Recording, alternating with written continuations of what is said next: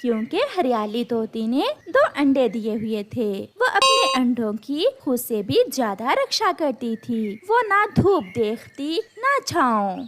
उसी जंगल में एक कौवों का जोड़ा भी रहता था जो बहुत बुरे कौवे थे। एक दिन कौवे की पत्नी गोरी कौवी अपने पति से कहती है, कालू जी, मैंने कल देखा हरियाली के घोंसले में 2 ताजे ताजे अंडे हैं। मेरा तो आज तोती का अंडा पीने को मन कर रहा है। क्या तुम भूल गई हो कि अंडा चोरी करने पर ही हमें पक्षियों ने पिछले जंगल से निकाला था? कालू जी, तुम चिंता ना करो। इस बार मैं हरियाली का अंडा भी पी लूंगी और किसी को पता भी नहीं चलेगा। वो कैसे गोरी? फिर गोरी कौवी अपने पति के कान में कोई बात बताती है और वो दोनों खुशी खुशी वहाँ से चले जाते हैं। वो सीधे लकड़हारे पक्षी के पास जाते हैं और उससे कहते हैं, लकड़हारे पक्षी, क्या तुम मेरे बेटे के खेलने के लिए एक लकड़ी का अंडा बना दोगे? बदले में हम तुम्हें एक मीठा फल देंगे। मीठे फल का सुनकर लकड़हारा मान जाता है। हाँ हाँ, मैं कर सकता हूँ। मैं आपको असली अंडे जैसा अंडा बना कर दूंगा। अच्छा, तो क्या तुम तोती के अंडे जैसा अंडा भी बना सकते हो? क्यों नहीं, मैं सब कर सकता हूँ। लकड़हारा पक्षी एक मीठे फल के बदले कौवों को एक लकड़ी का अंडा बनाकर उस पर सफेद रंग कर देता है। कालू, ये तो कमाल है। ये तो बिल्कुल तोती के अंडे की तरह दिखता है। फिर कौवा और कौवी वो अंडा लेकर वहाँ से चले जाते हैं। वो तोती के घोंसले से थोड़ी दूर छुपकर बैठ जाते हैं। ये तोती नदी पर पानी पीने तो जरूर जाएगी। मुझसे और इंतजार नहीं हो रहा कालू, मेरे तो अभी से मुंह में पानी आ रहा है। बहुत स्वादिष्ट होगा तोती का अंडा। फिर थोड़ी देर बाद तोती इधर उधर देखते हुए अपने घोंसले से उड़ती है और वो नदी पर पानी पीने चली जाती है। चल भी कालू, इंतजार खत्म हुआ, जल्दी करो। फिर कौवा और कौवी तुरंत वहाँ से उड़ते हैं और तोते के घोंसले से एक अंडा चुराकर वहाँ लकड़ी का सफेद अंडा रख देते हैं और वहाँ से भाग जाते हैं। पहाड़ों पर जाकर कौवा और कौवी तोते का मासूम अंडा तोड़कर पी लेते हैं। उधर हरियाली तोती नदी से पानी पीकर वापस आ जाती है और अपने अंडों पर बैठ जाती है। उसे पता ही नहीं चलता कि जालिम कौवों ने उससे उसका एक अंडा छीन लिया है और 2 में से एक अंडा तो लकड़ी का है। समय गुजरता गया और फिर एक सुबह हरियाली के एक अंडे से बहुत सुंदर, बिल्कुल अपनी माँ जैसा ही एक बच्चा बाहर निकलता है। माँ, मुझे भूख लगी है। माँ, मुझे भूख लगी है। लो मेरे बच्चे, ये अमरूद मैंने आपके लिए ही ला कर रखा है। माँ, इस दूसरे अंडे से मेरी बहन निकलेगी या भाई? ये तो मैं नहीं जानती, मगर शाम तक आपका छोटा बहन भाई भी अंडे से बाहर निकल आएगा। शाम हो गई, रात भी गुजर गई और फिर दूसरे दिन दोपहर को हरियाली अपने अंडे को लेकर बहुत परेशान हो जाती है। ऐसा तो पहले कभी भी नहीं हुआ। अब तो मेरे इस अंडे से बच्चा बाहर आ जाना चाहिए। मैं अभी चिड़िया से पूछकर आती हूँ। फिर हरियाली तोती चिड़िया के पास जाती है। चिड़िया बहन, मेरे 2 अंडों में से एक से तो बच्चा निकल आया है, मगर दूसरे से अभी तक बच्चा बाहर नहीं निकला। मैं उसे लेकर बहुत चिंतित हूँ। ऐसा तो नहीं हो सकता, दोनों बच्चे एक साथ ही बाहर आने चाहिए थे। चलो मैं आपके साथ जाकर देखती हूँ। इस चिड़िया हरियाली तोती के साथ जाती है। ये अंडा अंदर से खाली तो नहीं है, क्योंकि खराब अंडा बहुत हल्का होता है। क्यों ना हम बुलबुल डॉक्टर के पास जाएं और उससे पूछें। हाँ चिड़िया बहन, हम अभी जाते हैं। चुन्नू बेटा, आप घोंसले में ही रहना, हम अभी थोड़ी देर बाद आते हैं। फिर चिड़िया और हरियाली तोती वो अंडा लेकर बुलबुल डॉक्टर के पास जाती हैं। बुलबुल अंडे का चेकअप करती है। मैं आपसे कुछ छुपाना नहीं चाहती, आपके साथ धोखा हुआ है, ये अंडा तो लकड़ी का है। ये सुनकर हरियाली तोती की तो जान ही निकल जाती है। नहीं, ऐसा नहीं हो सकता, मैं लुट गई, मैं बर्बाद हो गई। चुप कर जाओ हरियाली, अब रोने से कुछ हासिल होने वाला नहीं है। मैं पकड़ूंगी उस अंडा चोर को और हम सजा देंगे उसे। फिर वो दोनों वहाँ से चली जाती हैं। हरियाली बहन, ये लकड़ी का अंडा बड़हई पक्षी के अलावा कोई नहीं बना सकता। आप ये अंडा मुझे दें, मैं अभी दूध का दूध और पानी का पानी करके आती हूँ। या वो अंडा लेकर बढ़ई के पास जाती है। चाचा जी, क्या ये अंडा आप पहचान सकते हैं? क्यों नहीं, अपने हाथ की बनाई हुई चीज तो मैं कई साल बाद भी पहचान सकता हूँ। ये अंडा तो अभी कुछ दिन पहले ही मैंने कौवों को बना कर दिया था। चाचा जी, बहुत जुल्म किया उन कौवों ने। उन्होंने तोती का अंडा पीकर वहाँ ये रख दिया। मुझे बहुत दुख हुआ, मगर मुझे उन्होंने कहा था कि वो अपने बेटे के खेलने के लिए ये अंडा लेकर जा रहे हैं। मैं आज के बाद कभी भी किसी पक्षी को लकड़ी का अंडा बनाकर नहीं दूंगा। आप मेरे साथ चलें और सब पक्षियों के सामने बताएं कि ये काम कौवों का है। फिर चिड़िया बढ़ई पक्षी को साथ लेकर वापस जंगल जाती है। चिड़िया दूसरे सारे पक्षी इकट्ठे करती है। हरियाली तोती भी साथ थी और वो सब कौवों के घर की तरफ जाते हैं। पक्षी इकट्ठे होकर आते हुए देखकर कौवा और कौवी डर जाते हैं। क्या हुआ? आप सब यहाँ क्यों?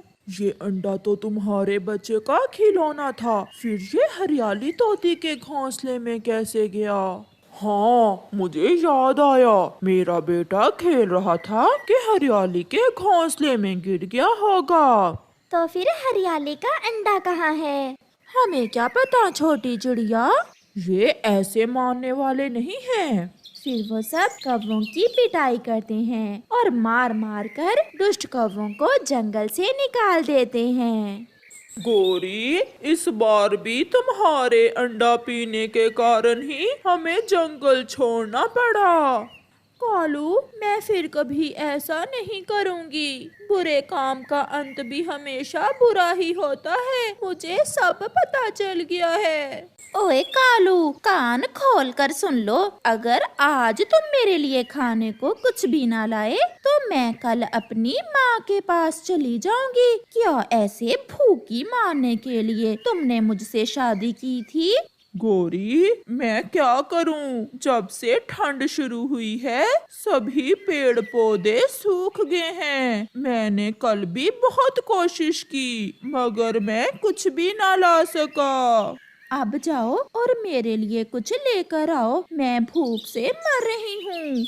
करता भी तो क्या। फिर कालू बेचारा रोज की तरह अपने घर से निकलता है। वो सीधा चिड़िया के पास जाता है, जहाँ कबूतर और तोता भी भोजन को लेकर परेशान बैठे हुए थे।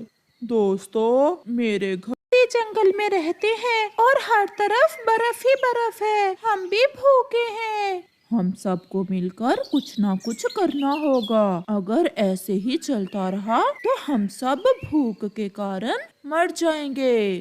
कालू भैया, हम सब मिलकर भोजन की खोज को निकलते हैं। आप पूर्व वाली दिशा में जाएं और हम पश्चिम वाली दिशा में जाते हैं। अगर किसी को भी भोजन मिला तो हम सब उसे आपस में बांट लेंगे।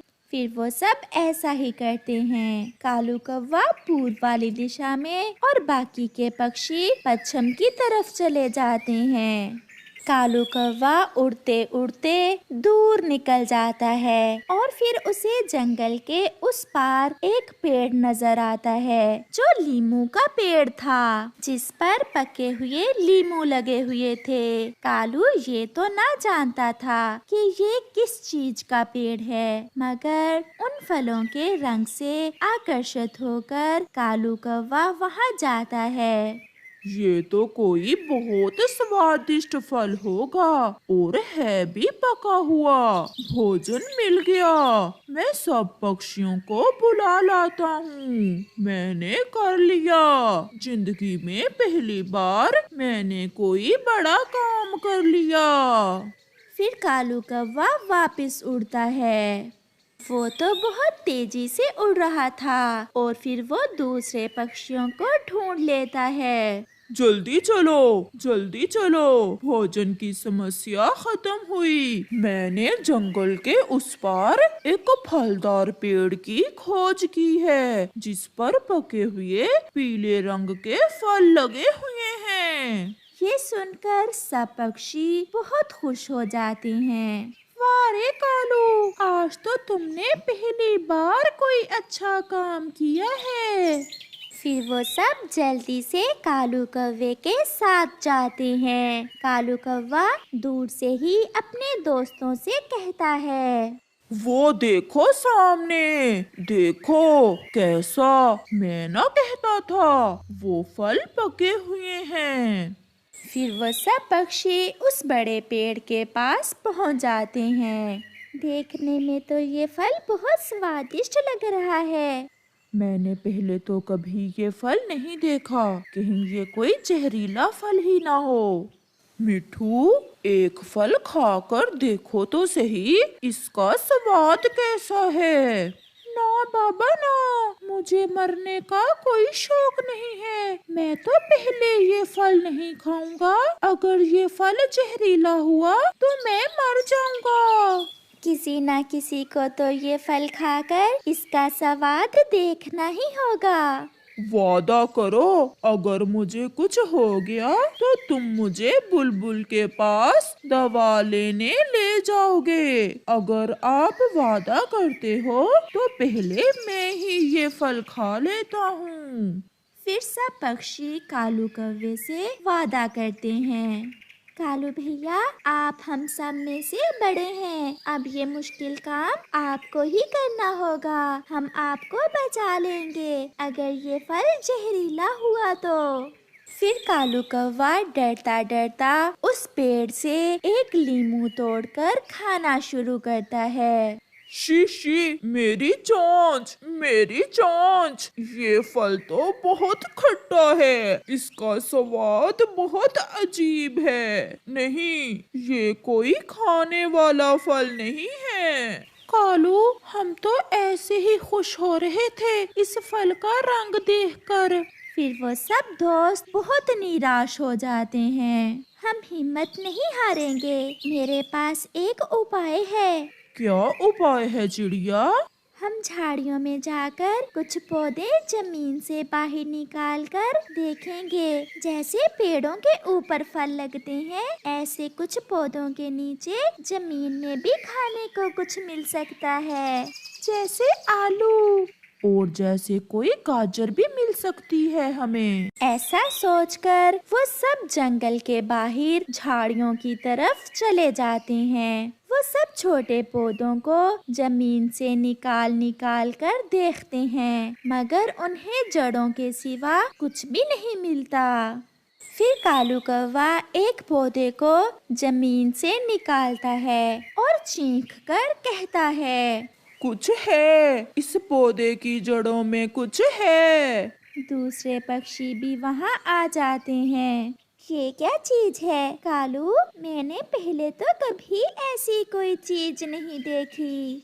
ऐसा भी तो हो सकता है कि ये कोई खाने वाली चीज ना हो, तो हम इसे खाकर देख लेते हैं। मगर इस बार मैं नहीं, कोई और खाएगा इस चीज को। मेरी चोंच तो अभी तक वो पीला फल खाकर खट्टी है। ऐसे कोई जहरीला फल खाने से हम मर भी सकते हैं। हम ऐसा करते हैं, ये फल लेकर किसान की पत्नी के पास जाते हैं। उसे जरूर इसके बारे में पता होगा। ये उपाय ठीक है। चलो चिड़िया, हम अभी किसान की पत्नी के पास जाते हैं। फिर वो पौधा जिसकी जड़ों में कुछ लगा हुआ था उसे लेकर किसान की पत्नी के पास जाते हैं। वो जंगल के पास वाली बस्ती में जाते हैं। आज आप सब पक्षी यहाँ कैसे आए हैं? माँ जी, हमें कुछ मिला है, हमें कुछ नया मिला है और हम इसे खाने से डर रहे हैं। हम आपसे ये पूछने आए हैं कि क्या ये कोई खाने वाली चीज है? हाँ हाँ पक्षियों, ये बीज हैं और इन्हें आग पर भून कर खाया जाता है। ये बीज बहुत स्वादिष्ट होते हैं। बीज? अगर ये सच है तो फिर हमें भोजन मिल गया, हमें ढेर सारा भोजन मिल गया। इन पौधों के बीज को मूंगफली कहते हैं और हम इंसान तो इसे बहुत शौक से सर्दियों में खाते हैं। माँ जी, आपका बहुत बहुत धन्यवाद। हमारी मेहनत रंग लाई और हमें भोजन मिल गया। फिर वो सब पक्षी वापस चले जाते हैं। चिड़िया आग जलाती है और एक बड़ी कढ़ाई आग पर रखती है। कौवा वो पौधे जमीन से निकाल निकाल कर लाता है। तोता और कबूतर पौधों की जड़ों से वो बीज तोड़ तोड़ कर कढ़ाई में डाले जाते हैं। चिड़िया उन बीजों को भूनती है। वो सब मिलकर काम करते हैं और ढेर सारी मूंगफली भून लेते हैं। अब सबसे पहले मैं खाकर बताता हूँ कि इसका स्वाद कैसा है। ऐसा कहते हुए कालू एक दाना खा लेता है। नहीं, इसमें कुछ मिला है, जैसे तिनके। मेरे मुंह में तिनके आ रहे हैं। रुको रुको, शायद इसे छील कर खाना होगा। फिर चिड़िया एक मूंगफली के दाने का छिलका उतार कर खाती है। कैसा लगा चिड़िया? ये खाने में कैसा है? स्वादिष्ट। ये बीज बहुत स्वादिष्ट हैं। इन्हें छील कर ही खाना होगा। फिर वो सब बहुत खुश हो जाते हैं और भुनी हुई मूंगफली वो सब आपस में बांट लेते हैं और अपने घरों को चले जाते हैं। मैंने कर लिया गोरी, मैंने कर लिया। देखो तो मैं आज तुम्हारे लिए क्या लाया हूँ। कालू, ये क्या है? मैंने पहले तो ऐसी कोई खाने वाली चीज नहीं देखी। ये क्या उठा लाए हो तुम? फिर कालू अपनी पत्नी के सामने एक मूंगफली खाता है। इसे ऐसे छील कर खाते हैं? अच्छा, मैं भी खाकर देखती हूँ। फिर गोरी मूंगफली खाती है और उसे बहुत स्वादिष्ट लगती है। कालू, ये तो कोई बहुत स्वादिष्ट चीज है। हमारे जंगल में ऐसे बहुत से पौधे हैं। अब ठंड के मौसम में हमें भोजन की कोई चिंता नहीं होगी। ऐसे वो सब पक्षी अपने लिए नया भोजन ढूंढकर बहुत खुश थे। प्यारे दोस्तों, आप में से मूंगफली किस किस को पसंद है? हमें कमेंट करके जरूर बताइए। हमें इंतजार रहेगा।